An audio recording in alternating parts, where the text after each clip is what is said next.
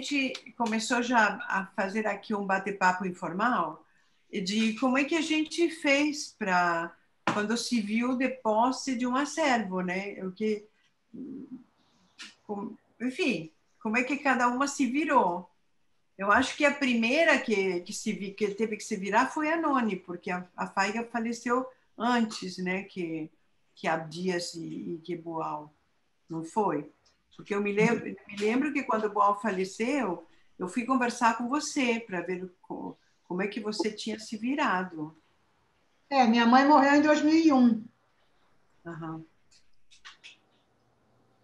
Mas era bom você se apresentar e dizer quem era a tua mãe. Eu sou Noni Ostrover, o W é com som de V, e sou filha da Faiga Ostrover e cuido do acervo que ela deixou e sou presidente do Instituto Faiga Ostrover. Quem quiser saber mais sobre o Instituto, o acervo, todo o trabalho que a gente vem desenvolvendo desde 2002, a gente tem um site que é www.faigostrover, tudo junto, .org.br. E a gente tem também um Facebook do Instituto Faigostrover. Então, ali, pessoas podem acompanhar a trajetória da Faiga e tudo que a gente tem feito pelo Instituto. Faiga era uma artista plástica. Artista plástica, escritora, ilustradora, ela trabalhou com esmaltação de cerâmica, ela fez grandes painéis e foi professora e educadora durante muitos anos, praticamente a vida toda dela. E ela faleceu muito idosa, não é, Noni? Ela faleceu com 79, na véspera de fazer 80. Aham. A Faiga, antes do falecimento, ela tinha algum tipo de preocupação? Ela queria deixar as coisas organizadas ou não se preocupou em absoluto? Não, absolutamente essa palavra morte não fazia parte da agenda dela. Então, ela nunca falou disso. Quando meu pai morreu, eu de repente me dei conta que a minha mãe ia morrer um dia e que ela era uma pessoa pública e que ela tinha um acervo enorme e tal. E aí eu comecei a me preocupar com isso. Meu pai morreu em 92. Mas eu sabia dessa dificuldade da minha mãe de falar sobre essa questão da morte. Então eu fui conversar com uma grande amiga dela, psicóloga, uma pessoa maravilhosa, a Maria Antônia Rocha Silva, que era amiga dos meus pais desde que eu era criança. Aí a Maria Antônia falou, olha, Noni, a sua mãe agora está passando por um luto, isso aí pelo menos durante um ano, a gente não vai tocar nesse assunto. Mas depois você pode ter certeza que eu vou conversar com ela. Cara, aí a Maria Antônia teve um derrame. Ai, meu Deus. E ela ficou lúcida, mas ela não conseguia falar. E aí, pronto, eu fiquei na mesma situação. Sobrou tudo para você.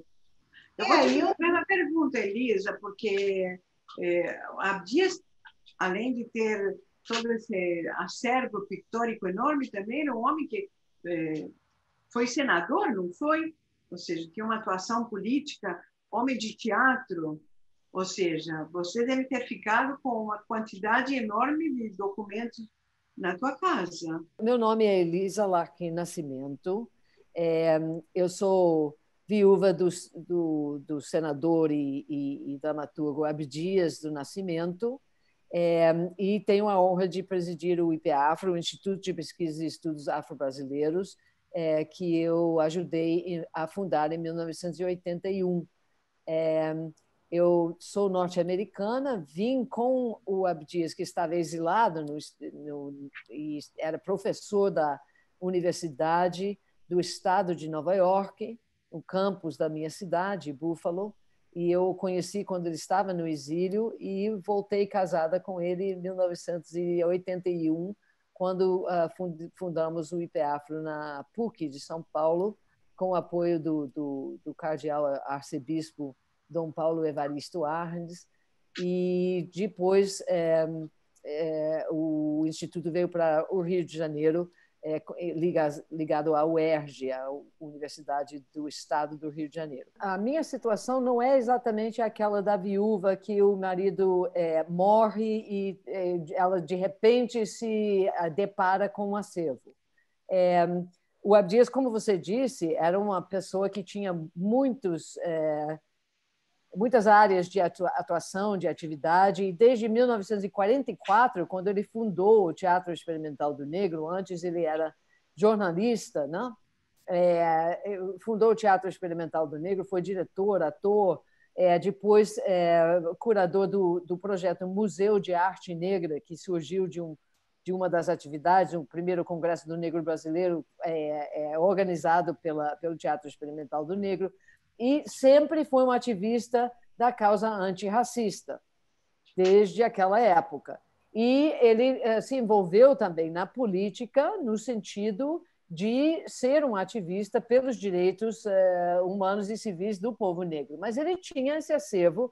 O projeto Museu de Arte Negra recebeu doações de muitos artistas, não apenas artistas negros, como artistas enfim, brasileiros em geral. Por quê? Inclusive a própria Faiga Austroy, que nós temos uma obra que tivemos a felicidade de expor na nossa retrospectiva de 90 anos de Abdias em vários lugares, em várias cidades. Mas o projeto Museu de Arte Negra trabalhava com os artistas com os artistas negros no sentido de tentar, né, ajudar a libertá-los dessas classificações, né, preconceituosas, como artista primitivo, naif, né, a arte folclórica, a arte, enfim, aquelas divisões que sempre havia, e valorizar, sobretudo, a matriz africana na sua expressão. E, por outro lado, trabalhava com os artistas da arte moderna, em geral, né? Mostrando desde aquela época, em 1950, 60, ninguém estava falando disso. Hoje está muito mais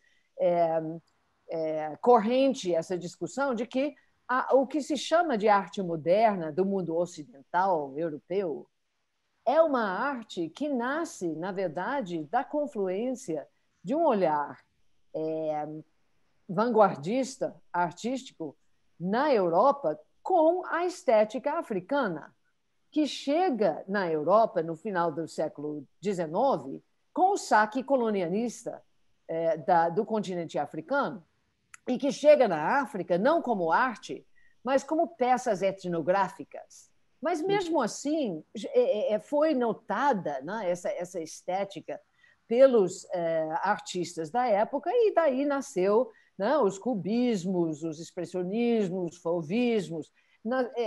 Claro, não estou dizendo que é a única influência, mas ali tem um caldo que cria. Então, o projeto Museu de Arte Negra tinha essa interlocução com artistas, inclusive a Faiga, né? Anabela Geiger,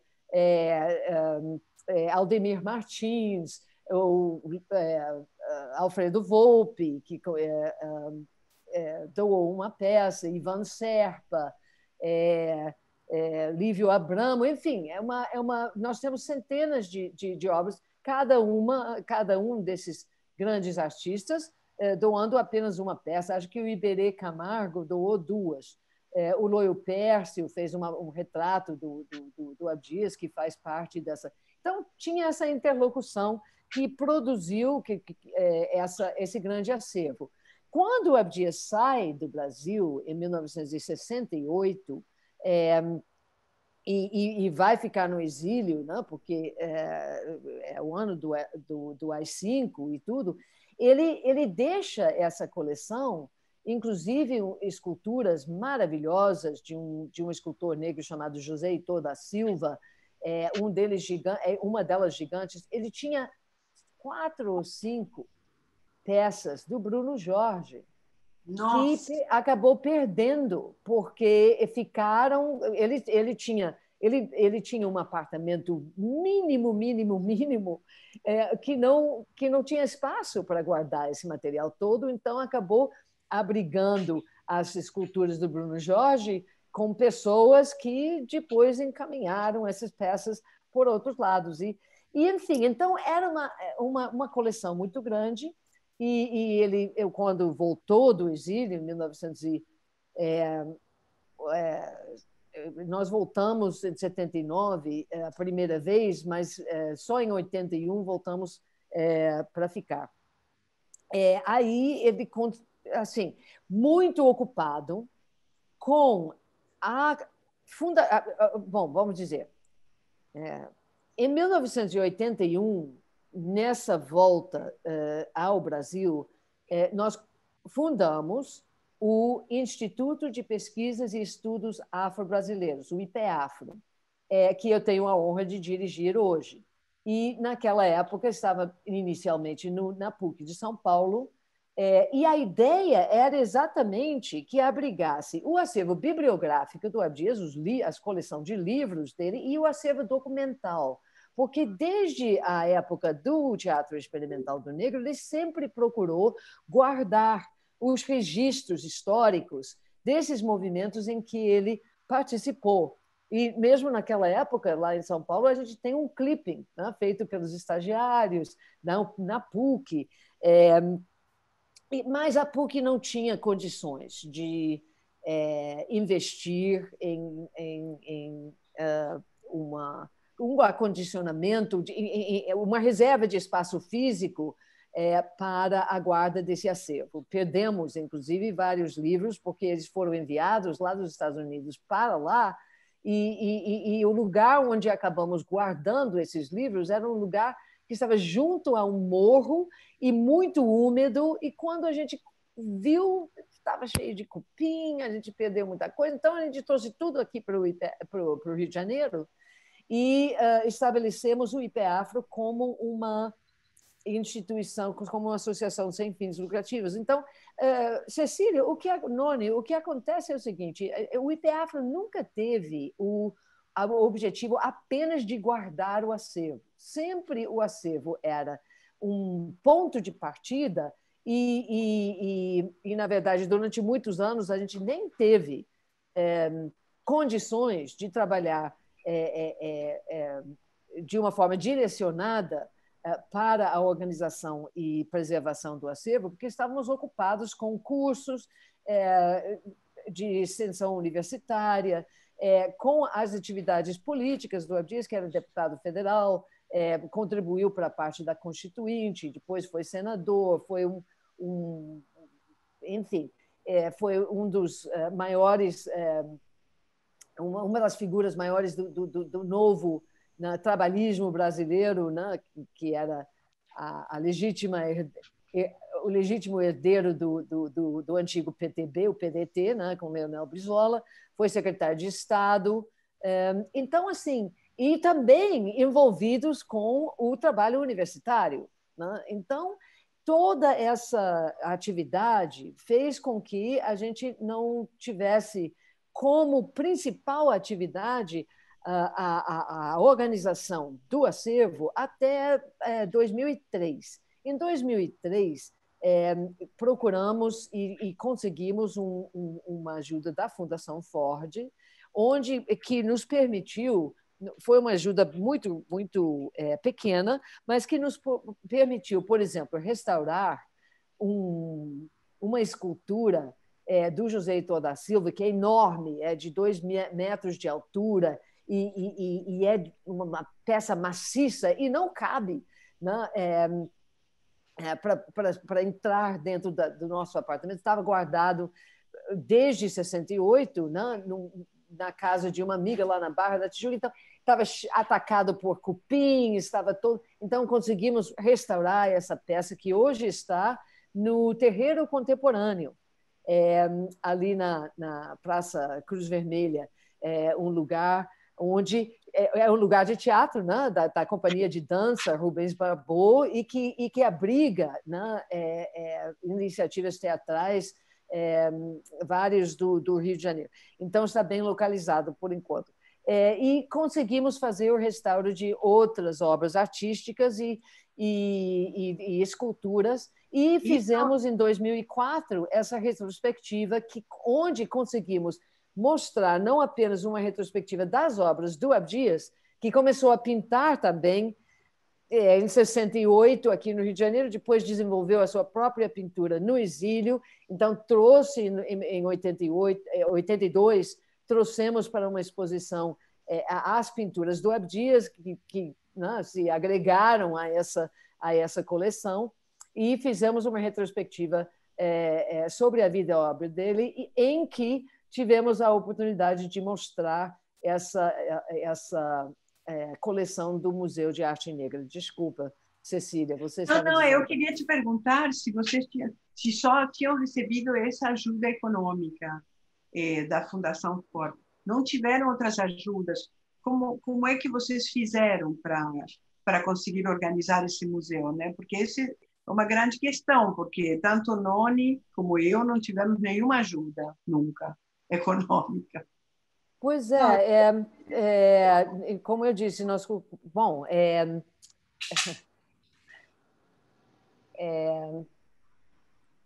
quando chegamos aqui, em 1982, o Abdias ainda tinha um tal apartamento, um apartamento pequenininho lá em Copacabana, onde estavam as obras artísticas. A parte do acervo documental nós trouxemos de lá dos Estados Unidos, acho que tinha talvez uma parte aqui, e do acervo iconográfico também. E o acervo bibliográfico, ele tinha mandado grande parte dos livros lá para a PUC, a gente trouxe para cá, mas assim, com o dinheiro que a gente tinha, né? Aí tivemos que deslocar as peças em várias ocasiões e até que, como eu disse, a primeira vez que tivemos uma ajuda financeira foi essa da Fundação Ford, que nos permitiu também iniciar o trabalho de organização do acervo documental. Depois conseguimos uma ajuda a partir intermediada pela representação da Biblioteca do Congresso dos Estados Unidos no consulado dos Estados Unidos aqui no Rio de Janeiro, que, enfim, participou de uma exposição. A primeira exposição que fizemos em 2004 foi na PUC, o Solar Grand Jean de Montigny. Ocupamos lá, ficou uma coisa muito bonita. E houve também um congresso da Associação Brasileira da Associação de Estudos Brasileiros, a BRASA, que a cada 2 anos faz um grande congresso internacional. Naquele ano era da PUC, e houve uma mesa organizada pela organização desse congresso sobre a vida e obra do Abdias. Por isso mesmo, a gente conseguiu fazer a exposição, aquela primeira exposição ali na PUC, porque o congresso acontecia na PUC. E aí, a representante da Biblioteca do Congresso, aqui no consulado, participou, ouviu uma fala minha, viu a mesa sobre a vida e obra do Abdias. Eu também fiz uma apresentação, que foi onde eu a conheci, e ela achou que, conversando comigo, né, se dispôs sugeriu, vamos dizer, né, que a gente se candidatasse a um financiamento do Centro para Bibliotecas de Pesquisa, que é uma organização lá nos Estados Unidos que, na verdade, é um colegiado de várias universidades, setores de biblioteconomia, de diferentes universidades, que financiam e divulgam, e fazem a divulgação entre as bibliotecas universitárias dos Estados Unidos de microfilmagem de acervos. Microfilmagem, e agora, ultimamente, eles estão mais trabalhando com digitalização também. E foi ali que a gente conseguiu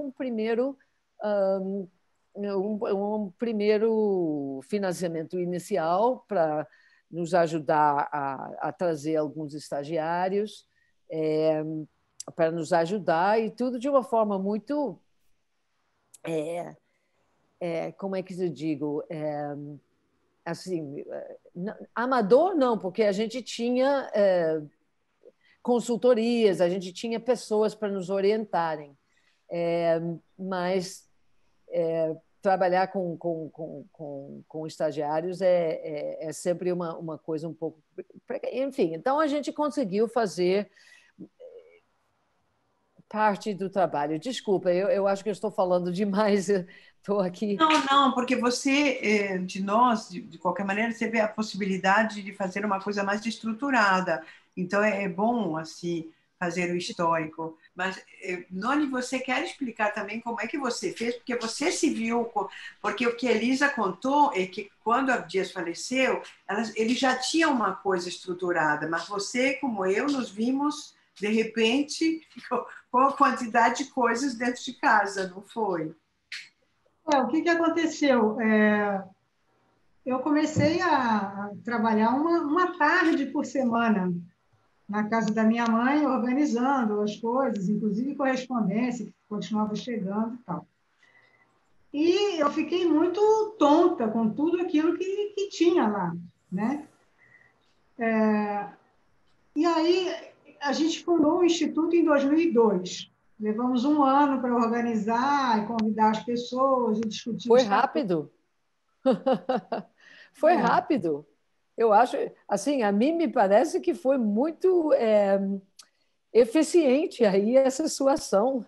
Parabéns. Mas aí eu comecei a trabalhar e em 2004 ou 2005, acho que foi 2004, eu fui convidada para ir na UF falar do Instituto numa palestra que ia haver sobre organização de acervo. Então, eu fui lá, ouvi a palestra toda, e no final me chamaram para falar do Instituto, e eu falei, olha, gente, eu estou com esse acervo enorme na mão, a gente tem muitas cartas, correspondências, livros, filmes, vídeos, gravações, toda a obra gráfica dela e tal, e eu estou meio perdida, não sei bem como começar, mas vamos fazer alguma coisa. Aí todo mundo aplaudiu, eu saí, todo mundo saiu, e já depois que a gente saiu da sala, encostou do meu lado uma moça que falou assim, olha, eu podia te ajudar com essa história do acervo, você quer? Eu falei, quero. Eu não sabia nem quem era. Depois que eu descobri que ela é museóloga do Museu do Ingá, uma pessoa maravilhosa, e que desde 2004 começou a catalogação, a gente começou a discutir as fichas, assim, começamos do zero. Essa santa criatura que caiu no meu colo continua até hoje com o Instituto. E ela sempre trabalhou de graça, apenas em 2 ocasiões em que nós ganhamos editais. Ela recebeu alguma coisa especificamente naquela época do edital, do projeto. Fora isso, então eu sou assim, super agradecida a ela. Ela diz que ela também, primeiro, ela gosta muito da obra do Feiger, e segundo, o que foi interessante para ela é que ela pegou um acervo completamente virgem e que nós estruturamos tudo, né? Nós tivemos que pensar em todas as questões. Bom, aí a gente começou, em 2006, nós ganhamos um edital da Caixa Cultural, fizemos uma exposição aqui no Rio, e depois levamos essa exposição para São Paulo e para Brasília, em 2008. E em 2012, a gente também ganhou um edital da Prefeitura, e com esse dinheiro a gente conseguiu fazer a catalogação digital do acervo gráfico, só do acervo gráfico, mais nada. E, em contrapartida, a gente fez um DVD com aquele filmezinho que aparece ali no nosso site, e que era uma contrapartida social, era um vídeo para crianças e adolescentes, que foram feitas 5.000 cópias, que foram distribuídas para bibliotecas públicas e escolas do município. Bom, Fora isso, não teve mais nada. Foram só esses editais. Ganhei muita experiência em fazer edital, né? Estou por aqui, não aguento mais. Eu acho uma coisa absurda você, com 1 ano e meio de antecedência, você saber exatamente quantos pregos e qual é o preço do prego que você vai gastar. Mas, assim, esses editais que a gente ganhou foram importantes, mas fora isso, não conseguimos mais nenhum, apesar de nos inscrevermos em muitos. E aí, assim, o trabalho, ele basicamente ele funciona com a Tereza, com a museóloga, comigo, e durante muito tempo eu trabalhei com estagiários da Escola de Belas Artes, da UFRJ. E depois, foi tanto tempo que há uns 2 anos atrás, ou 3 anos atrás, o nosso estágio, o estágio dos meninos aqui, começou a valer oficialmente como horas de estágio para a universidade, né? Antes, assim, não tinha esse valor, né? Mas o trabalho dos estagiários, para mim, foi importantíssimo. É claro que tem as suas falhas, então, agora que eu estou revendo muitas coisas, eu vejo que tem fotos fora de foco, né? De um acervo que, inclusive, nem está mais aqui com a gente, que já foi doado. Mas, de qualquer maneira, assim, no conjunto do trabalho, essa ajuda dos estagiários foi importantíssima. Só para vocês terem uma ideia, assim, no início, eu dei uma olhada assim, na quantidade de correspondência que tinha, eu falei, eu acho que deve ter umas 5.000 cartas aqui. E aí, um dia, a gente começou a tirar os clipes, né, enferrujados, e começamos a contar.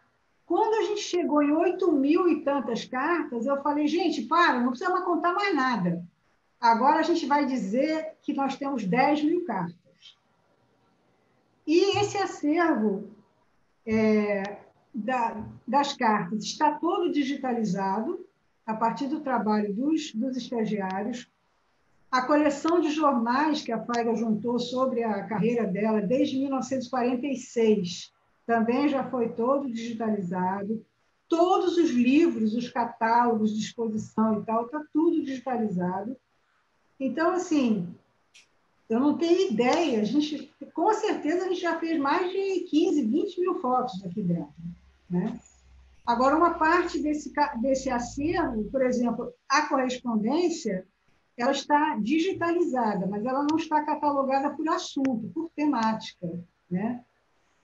Mas tem coisas muito preciosas, tanto que esse ano, que é o ano do centenário de nascimento da Faiga, a gente está produzindo 4 livros inéditos, que eram para ter sido lançados esse ano, mas com a pandemia o negócio desandou e provavelmente eles vão ser lançados no ano que vem, né? 2 desses livros são livros de correspondência, e que vão ser livros assim muito interessantes, porque a Faiga escreveu muitos livros, mas eram livros da Faiga intelectual, educadora, professora, analisando a arte.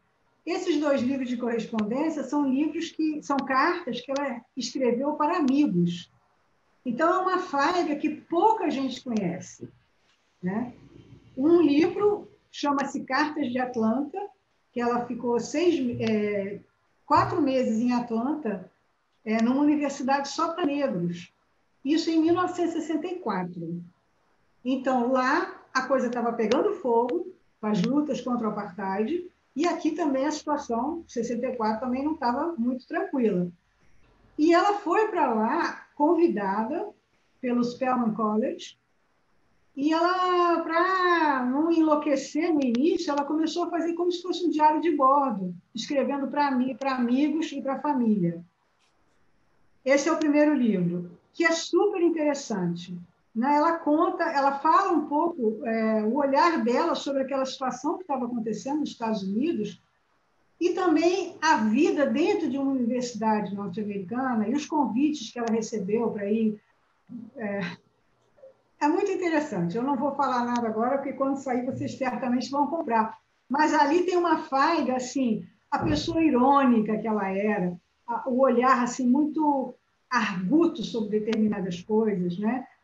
e ela falando também das dificuldades que ela encontrou.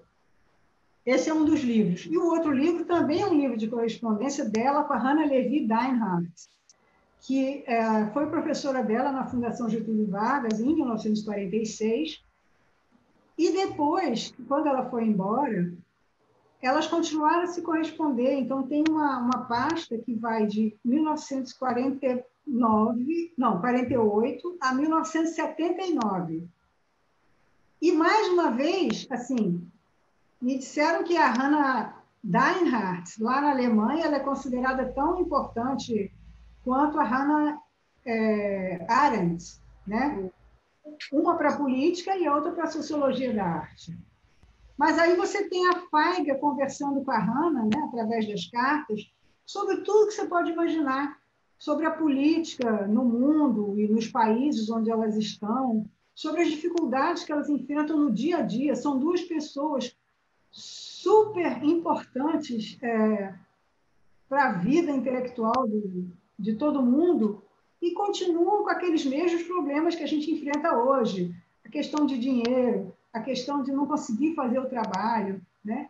E, ao mesmo tempo, elas conversam sobre o ensino da arte, sobre as dificuldades. A Hannah Deinhardt, ela foi para os Estados Unidos, ela lecionou durante muitos anos lá. E também é um livro interessantíssimo. Eu acho assim, que eu adoro livro de correspondência. E eu acho que as pessoas vão conhecer outros aspectos da Feiga que ainda não conheciam. Porque eu teria uma pergunta, desculpa interromper, mas é o seguinte: vocês têm as cartas que ela escreveu para outras pessoas. Assim, eu entendo que seria natural você ter na sua casa as cartas que ela recebeu das outras pessoas. Como é que vocês conseguiram as cartas que ela escreveu para outras e que estavam com essas outras pessoas? Esse acervo de correspondência da minha mãe é muito precioso por causa disso, porque ela era uma pessoa que cuidava de todos os aspectos da sua carreira artística. Então, ela guardava cópia de tudo que ela escrevia para todo mundo. Que louco! Tudo. Então, a gente tem a ida e a volta, né? No livro da Hannah Levi, a gente tem as cartas das duas. O livro de Cartas de Atlanta, depois que a minha mãe morreu, eu descobri uma pasta escrito Cartas de Atlanta. E fui olhar, quando ela voltou dos Estados Unidos, ela selecionou uma quantidade de cartas, datilografou e botou dentro dessa pasta. Existem outras cartas dessa época, mas ela datilografou só as cartas que ela mandou. Então, nesse momento, a gente privilegiou editar o livro do que ela selecionou. Depois, talvez, a gente faça o Cartas de Atlanta 2, com a correspondência que não entrou nesse primeiro livro, porque ela não selecionou. Mas é precioso, viu, Elisa? Por exemplo, a gente fez uma exposição na época dos 90 anos de nascimento dela, lá no Centro Murilo Mendes, em Juiz de Fora. Ela foi muito amiga do Murilo Mendes. E nós tínhamos cartas do Murilo Mendes que eles lá não tinham. Cartas lindas, escritas com caneta tinteiro, com tinta azul turquesa, uma coisa assim maravilhosa. Então, a gente deu essas cartas para eles, porque ficamos com uma cópia digital, porque eu tenho essa visão de que eu acho que algumas coisas têm que ficar nos acervos de onde elas fazem parte. Claro. Então, por exemplo, a gente doou todas as gravuras que a gente tinha do Lívio Abramo, que era muito amigo dela, tem várias gravuras dedicadas para ela e tudo, a gente doou todas para o Instituto Lívio Abramo. A gente tinha tecidos da Olli Reinheimer, que foi muito amiga dela, uma artista maravilhosa. Também dei tudo que a gente tinha da Olli para a neta dela, que está organizando o acervo da avó. Eu dei uma escultura também da Zélia Salgado, para a família da Zélia Salgado, que cuida do acervo da Zélia.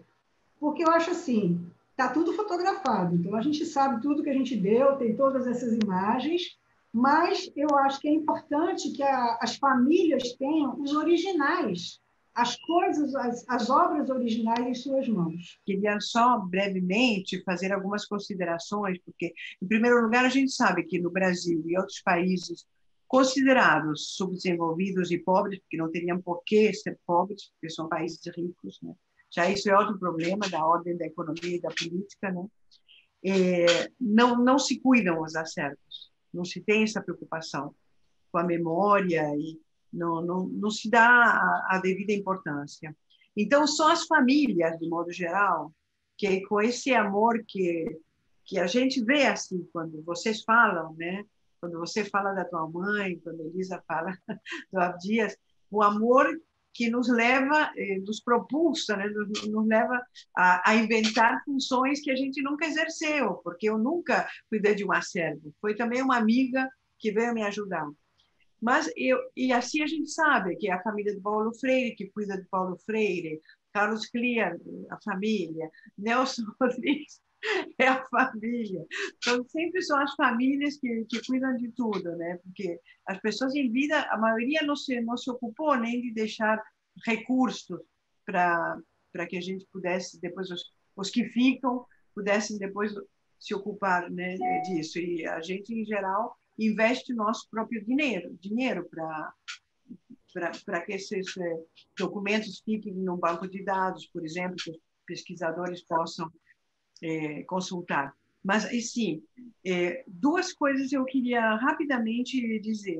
Uma, que nessa minha utopia de preservação, né, que consegui bastantes coisas mesmo assim, né, de uma maneira totalmente amadorística e com recursos próprios, na maioria dos casos, eu percebi como os herdeiros somos, como posso dizer, como existe uma desconfiança, como se a gente fosse proprietário de um tesouro que a gente quer vender, que a gente quer monetarizar.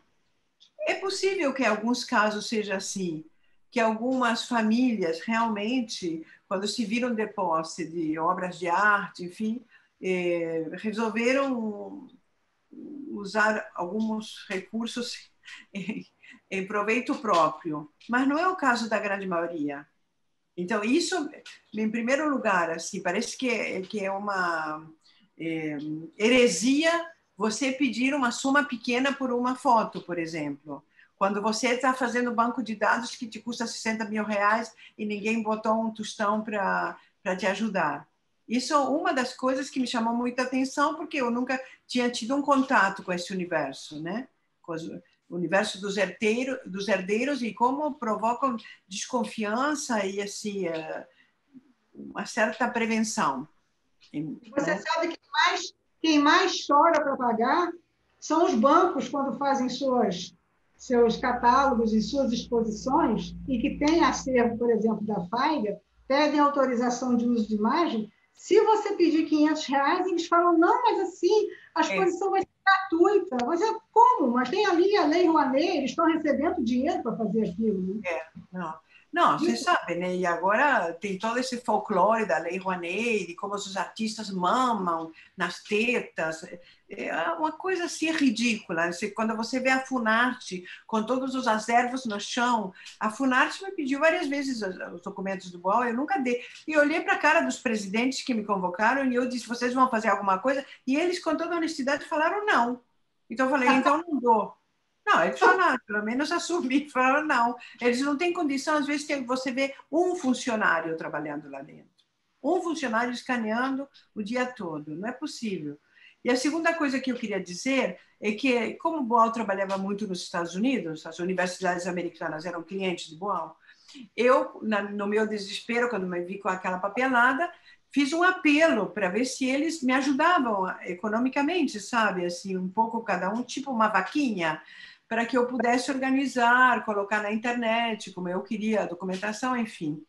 E aí me veio uma demanda, assim, uma oferta de compra da Universidade de Nova York.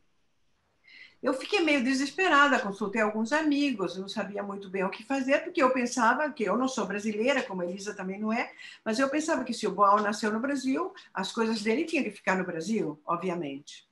Conto isso porque foi um episódio muito bonito. Aí, enfim, falei assim, bom, como falam os franceses, tant qu'à faire, ou seja, tudo perdido por perdido, eu vou pedir a uma amiga minha, que é uma jornalista que agora mora na França, se ela não consegue, no Anselmo, uma notinha dizendo que eu recebi uma oferta da Universidade de Nova York para ver se mobiliza um pouco aqui os poderes públicos, porque naquela época a Haddad era ministro da Educação. E veio o Globo na minha casa, em vez de uma notinha, fizeram primeira página, sabe, do caderno lá de artes. Enfim, com uma foto do Boal enorme, com uma cara super triste, dizendo Augusto Boal novamente exilado e oprimido. Ao mesmo tempo que me aparece esta notícia, me aparece um senhor chamado Michael Nash, que era um dos organizadores da biblioteca da Universidade de Nova York, um diretor que cuidava me despencou para o Rio de Janeiro.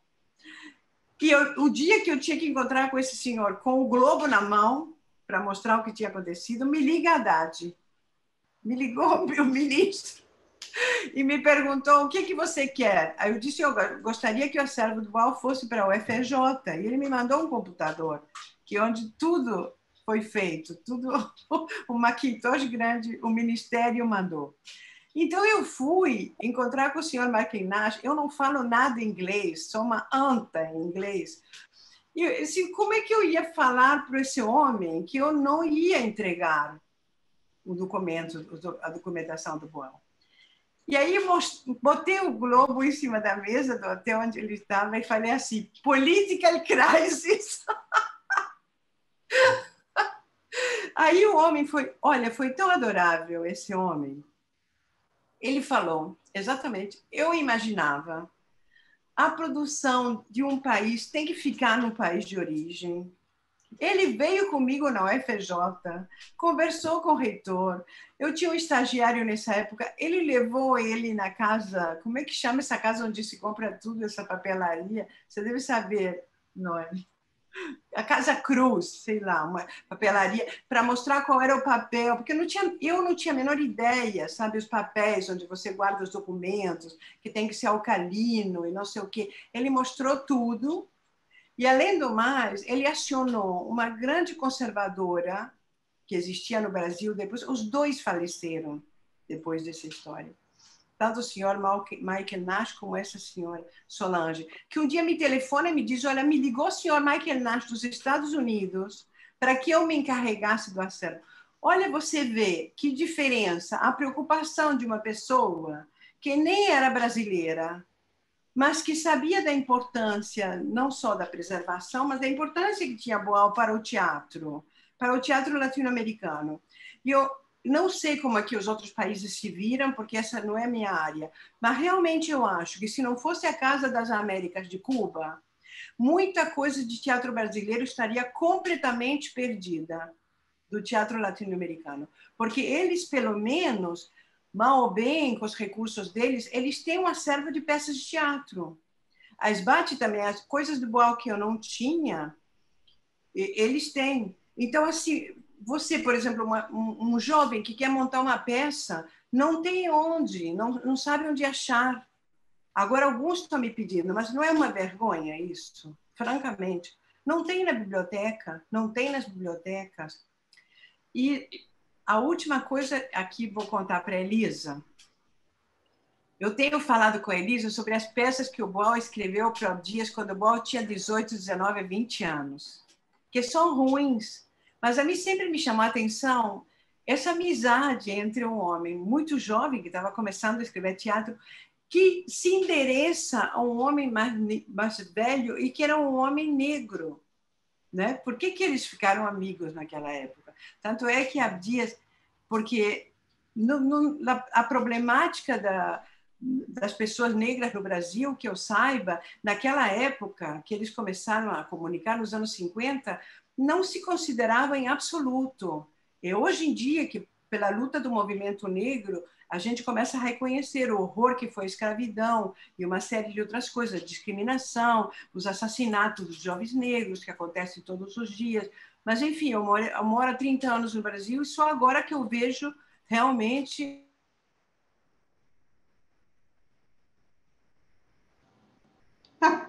Congelou.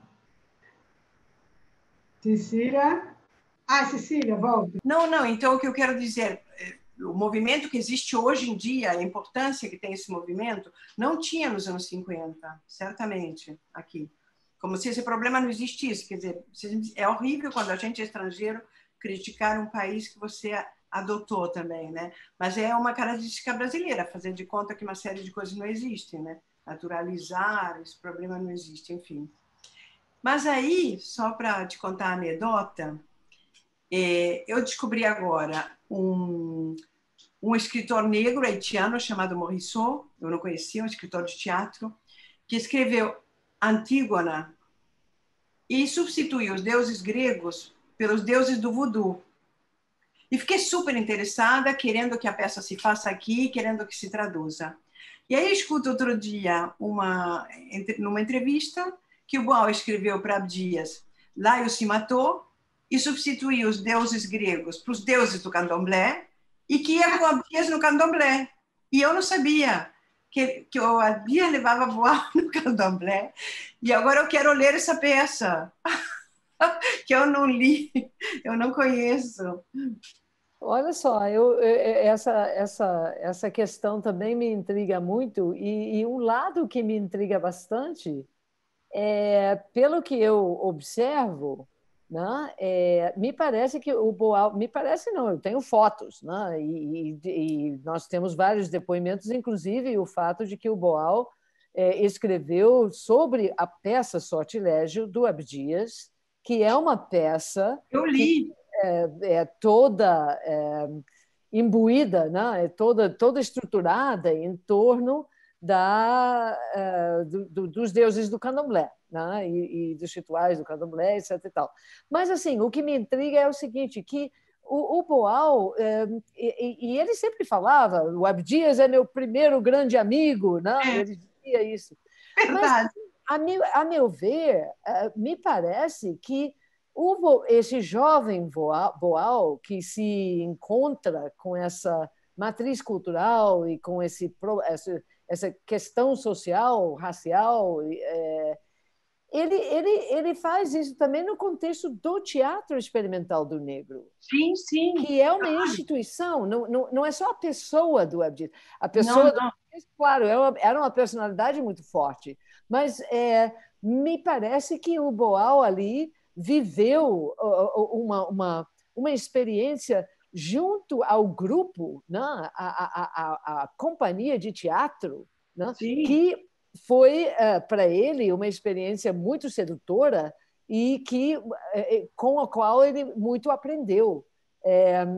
Então sempre me intriga essa narrativa que sempre parece girar mais em torno das duas pessoas, quando me parece que ali tem um contexto bem maior, que é o contexto da companhia teatral, e inclusive, né, o Boal vai seguir na trilha de exatamente criar o quê? Companhia teatral, né? Não, mas olha, Elisa, mas acontece que ele se aproximou dessa companhia porque conheceu Abdias, ele conta que conheceu no Amarelinho.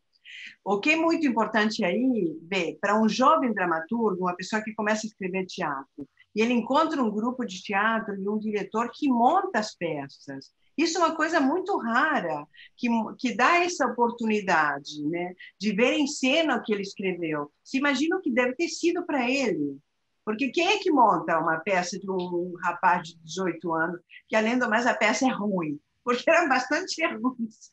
As peças eram peças de um principiante. Então, para ele foi importantíssimo. E Abdias fez a ponte. Lembra que eu entrei em contato com você porque eu vi aquela carta. Uma carta assim, que Abdias apresenta o Boal para o Teatro Experimental do Negro dos Estados Unidos. E o Boal escreveu peças para eles também. Quer dizer, ele teve essa possibilidade, que é raro que te deu essa oportunidade. Você ter essa oportunidade nessa idade é uma coisa raríssima. Acho que por isso que Boal tinha essa ligação forte com Abdias, esse reconhecimento. Porque não é. Abdias era o diretor dessa companhia. Obviamente que foi ele que possibilitou essas montagens. Deve ser por isso que a narrativa está tão centrada na figura do Abdias, porque há um reconhecimento ali também, né? Abdias abriu um caminho para o Boal. Você lembra dele falar do Aguinaldo Camargo? Não. Quem era? Era um intelectual, diretor e ator formidável. Assim, todas as críticas das peças em que ele atuou apontavam ele como um talento incrível e uma presença dramática em cena incrível. Mas ele morreu jovem, então ficou muito pouco conhecido. Ele contracenou com o Grande Otelo num filme chamado Também Somos Irmãos. E esse talvez seja o registro, talvez seja o único registro que existe do Aguinaldo Camargo, mas o Abdias o conheceu desde a década dos 30 e ele foi a pessoa mais importante de colaborador do Abdias na fundação, na criação e desenvolvimento do Teatro Experimental do Negro. Até acho que ele faleceu ainda no início dos anos 50, antes de 55, certamente. Mas eu tinha essa curiosidade de saber se você conhecia. Não, mas olha, tem muita coisa que eu não sabia também. Embora eu tenha ficado casada com o Boal 43 anos. Não Eu sabia também essas histórias do candomblé. Fiquei sabendo outro dia. Talvez ele tenha dito e eu não registrei. Você ficou casada há muitos anos com Abdias também, não é? 38 anos, os últimos Pois é. 38. Mas muita coisa, cara, essa questão essa trajetória do projeto Museu de Arte Negra é uma coisa que a gente tem muito pouco registro, só tem as obras, né? E na hora de fazer, lançar as inscrições museológicas, a gente tem quase nenhuma informação, né? Isso que qual é a circunstância da doação, a gente não sabe de nada. Então, assim, e nunca tivemos assim esse tempo de ele contar essas histórias, porque a gente estava sempre ocupado, mesmo quando ele não estava até bem de saúde e tudo, eu estava muito ocupada com o IPAfro, né? E também com cuidado com ele. Então, assim, a gente acabou, nesses 38 anos, eu fico pensando, gente, como é que a gente não conversava sobre isso? Ele não me contou essas histórias, né? Mas é isso, o que a gente tem é basicamente as obras, né? Não, naquela época não tinha registro em vídeo, né? Gravação de depoimentos em áudio, fita cassete, esse tipo de coisa, não tinha isso. Então, assim, recuperar esses momentos é um pouco precário, mas a gente faz o que pode. E aqui eu estou, né, dentro o meu apartamento, a residência é onde a gente tem parede, né, para colocar algumas obras, então é onde eu tenho várias obras aqui dele, né, do lado de cá, e aqui é o Sebastião Januário, que é um dos artistas negros do Museu de Arte Negra que ainda vive. Ele e o escultor José Heitor da Silva. Então, assim, a gente fica muito como é que se diz, contente com essa súbita valorização da arte negra, né? No mercado das artes, agora no mundo curatorial, etc. Houve na MASP, o MASP e o Instituto do Tomiotaki fizeram uma grande exposição chamada Histórias Afro-Atlânticas, em que o IPEAFRO teve a honra de emprestar 4 peças, e uma delas um quadro do Abdias, uma bandeira brasileira com a flecha de Oxóssi e os dizeres o que, né? No lugar de ordem e progresso. Essa obra está ao lado do Volpe, está entre o Volpe e o Rubem Valentim, na coleção permanente do MASP. Então, exibimos também uma obra da coleção do concurso de 1955 sobre o tema do Cristo Negro, né? O Rio de Janeiro recebia o 36º Congresso Eucarístico Mundial. A Igreja Católica do mundo todo reunido no Rio de Janeiro, e aí eles fizeram, vamos fazer um concurso de artes plásticas sobre o tema do Cristo Negro. Foi um escândalo, né?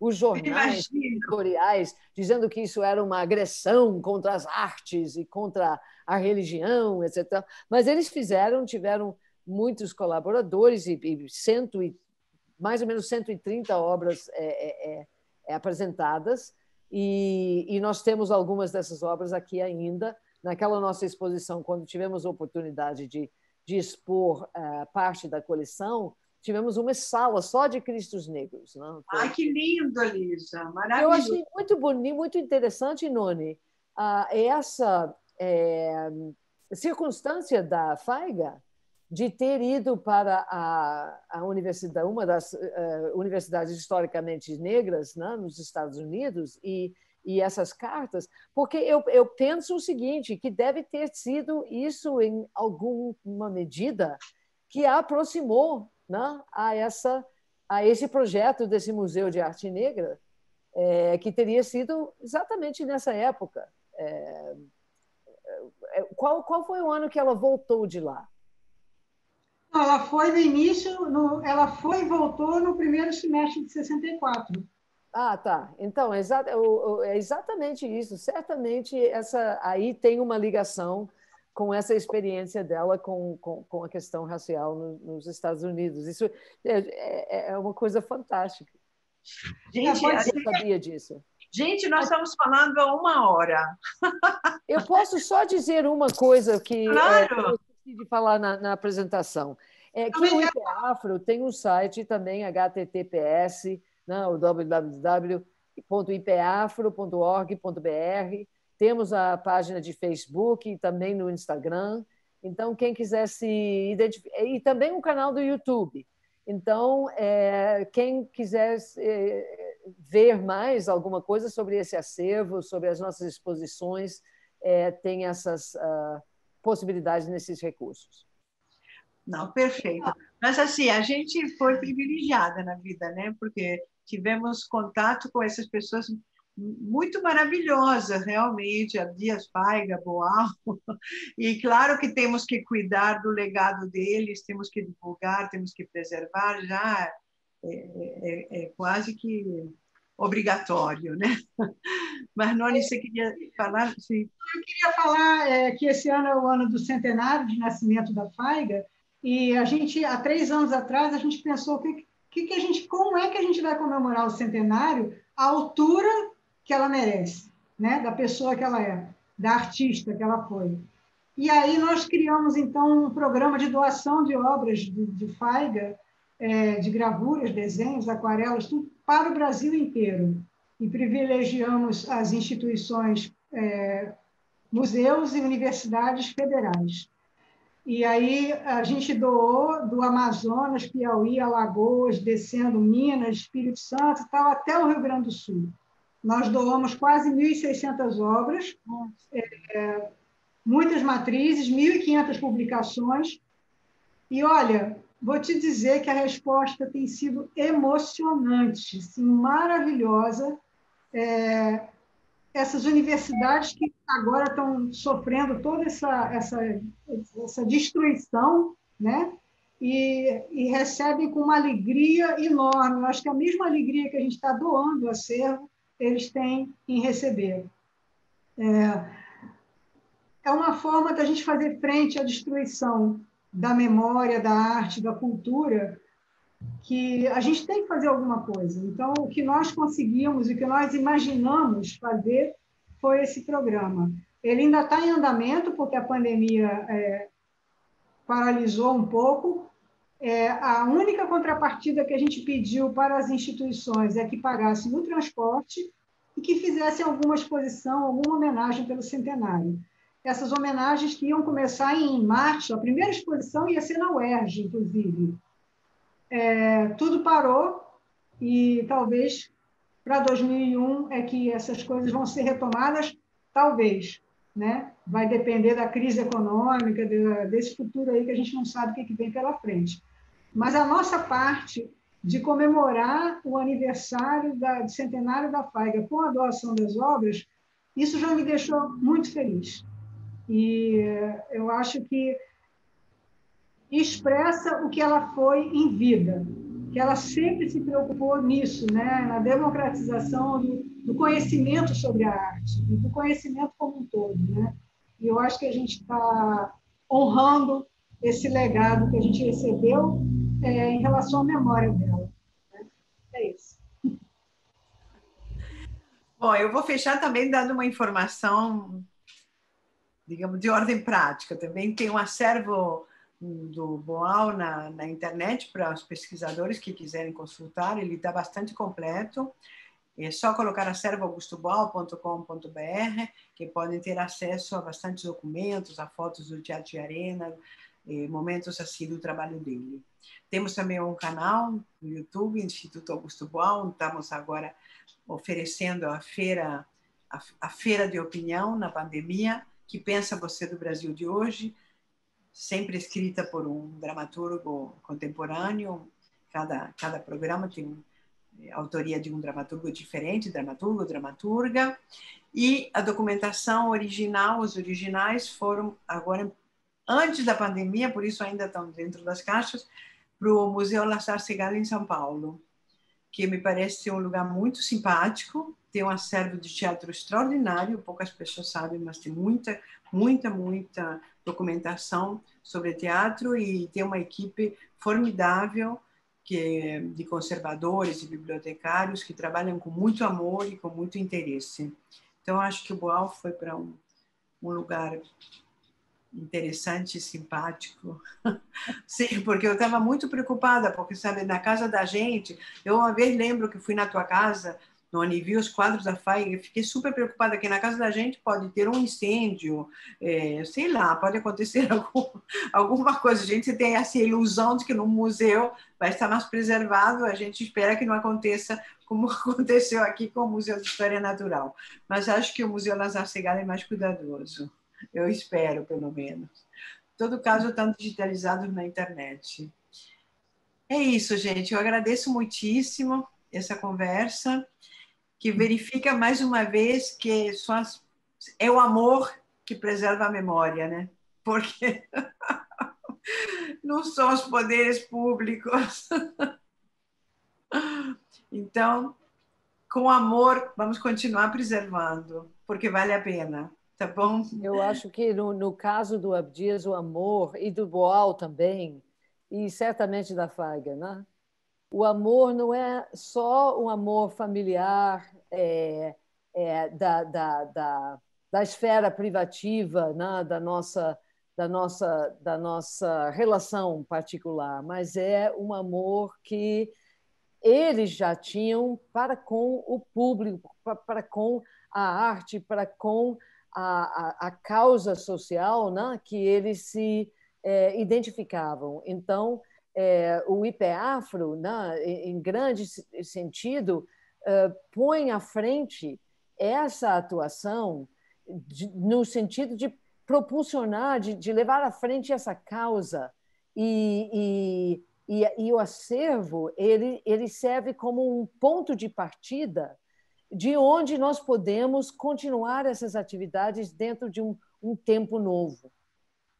Não, isso é isso mesmo, Elisa, é perfeito, porque é o amor que também faz que a gente respeite o que a gente sabia que era o desejo deles. E o desejo deles era realmente colocar toda essa criação, né, a qual eles dedicaram a vida, mas o que eles queriam era realmente fazer alguma coisa pelo país deles e pelo povo, né, pelo povo brasileiro. Então, nós duas somos... O que é curioso aqui no caso é que nós duas somos duas estrangeiras, né?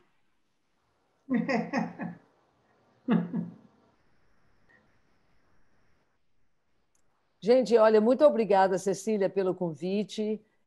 Para mim foi uma grande honra e privilégio conhecer a Noni, né?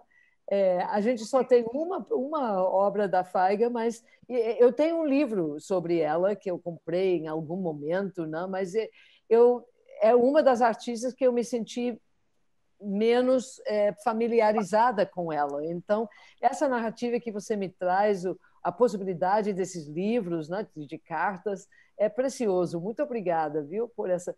E o Boal a gente já conviveu. Eu estava outro dia pegando aquela estatueta grega que ele trouxe para o Abdias no aniversário. Eles faziam um aniversário juntos, né?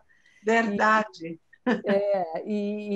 Enfim, então o Boal a gente conhece melhor, mas para mim foi um grande prazer e uma honra conhecer você e seu trabalho, Noni. Pois é. Um grande prazer estar com você, Cecília, mais de perto, conversar melhor. Vamos continuar esse diálogo. Vamos, temos que montar essas peças. Eu estou atrás de alguém que queira montar essas peças do Jovem Boal para o TEM. Obrigada também, gostei muito de conhecer a Elisa. Depois você me manda a imagem da gravura da Faiga. Se eu achar alguma referência sobre essa doação, tal, depois eu te mando. Talvez a gente ache alguma coisa na correspondência. Que ótimo. A Cecília é minha querida desde sempre. Eu conheci o Boal desde que eu cheguei ao Brasil de volta, lembra? 87. Eu conheci o Boal porque eu fui convidada para fazer uma oficina. E aí, quando eu cheguei lá no primeiro dia de aula, o Boal falou: olha, gente, infelizmente eu recebi um convite para uma viagem que eu não posso recusar, mas a Cecília vai fazer esse curso para vocês. E muita gente ficou assim: poxa, mas eu queria fazer com o Boal. Mas eu me apaixonei pela Cecília. Eu também me apaixonei pela Noni, por você e por Eucanaã. Lembra que tinha Eucanaã também nesse curso? Então, que bom, gente, foi ótimo. Muito obrigada por ter aceito o meu convite, viu? Um beijo para vocês e vamos continuar. Vamos continuar.